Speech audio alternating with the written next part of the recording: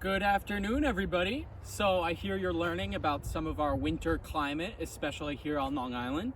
So first, I'd like to talk a little bit about how our animals actually survive the winter. So a good spot to start is right down here at our ponds.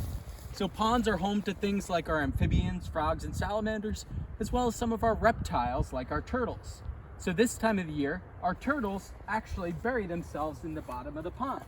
So there's a lot of muck and leaves at the bottom of this area.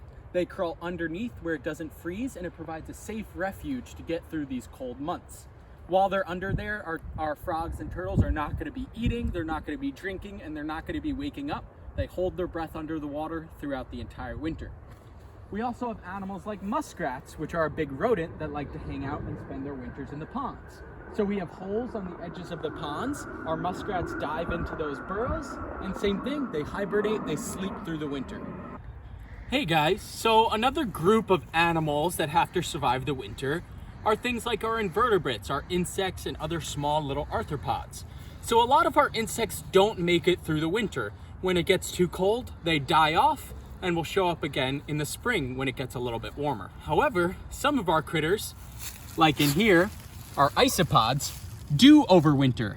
So they look for warm areas underneath logs. It provides a safe area, it doesn't freeze, and they're protected from things like snow. They're gonna eat the dead and decaying wood and organic matter that they find under these areas to survive this long winter months. All right, so another really important area for our winter animals here are cover boards just like this one. So this one we have laid out, but natural cover objects are things like logs and rocks.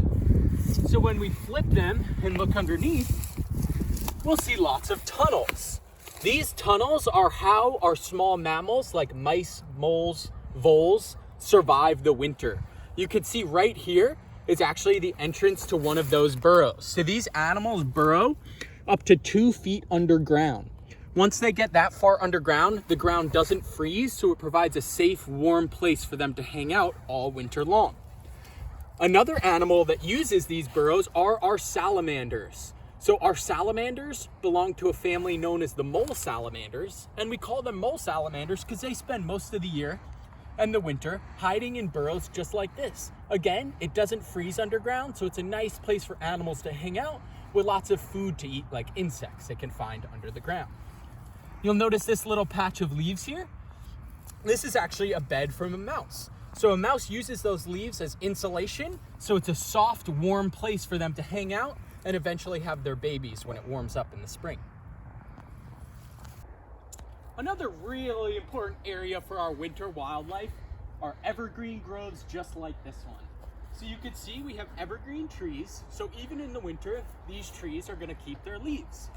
So you'll notice the dense canopy, all these trees, this provides a really safe place. Things like snow, hail, rain, and wind aren't gonna make it through this dense layer of leaves. So it's a good spot for a lot of our animals to hang out through the winter.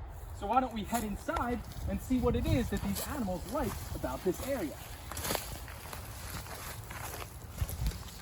As we make our way into the grove, we'll notice how dense this area is.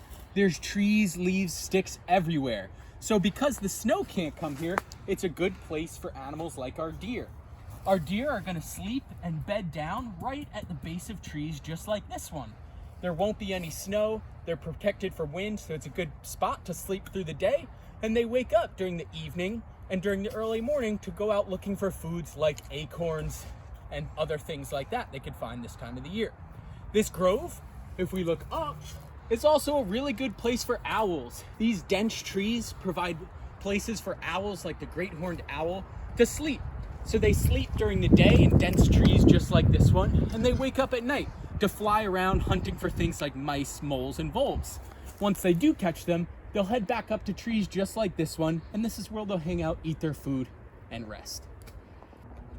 So, one of our most common winter animals or group of winter animals are our mammals. And there's one major reason, well, two major reasons that our mammals are able to survive this weather. One is they're warm-blooded. So mammals like the fox, like a rabbit, even like humans, we're able to keep our body temperature up even without external factors like the sun. So we can keep our bodies relatively warm. The second major reason they're able to keep their bodies so warm is fur and hair. Fur is very dense and provides a layer of protection against the cold. It helps keep the animal insulated so they can still do their winter activities like looking for food. An animal like the fox, which is still very active all winter long, even has a long tail.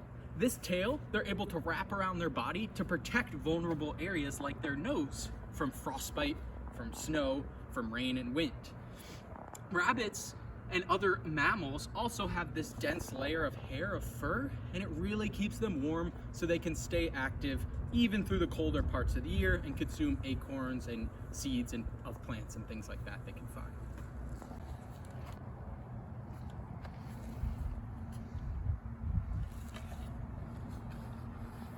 So, as we were talking a little bit about how animals like the fox survive the winter, we actually stumbled across some fox scat. So since fox are active during the winter, they need to eat, right? So some of the only available foods during this time of the year are our small mammals like mice, moles, and voles. So fox are omnivores, but there's not too many plants or berries available for them for this time of year. So we could see the fox scat. I know it's fox because it's tapered on one end and it's segmented. We could even see little hairs sticking up out of the scat here from something it was eating, like a mouse.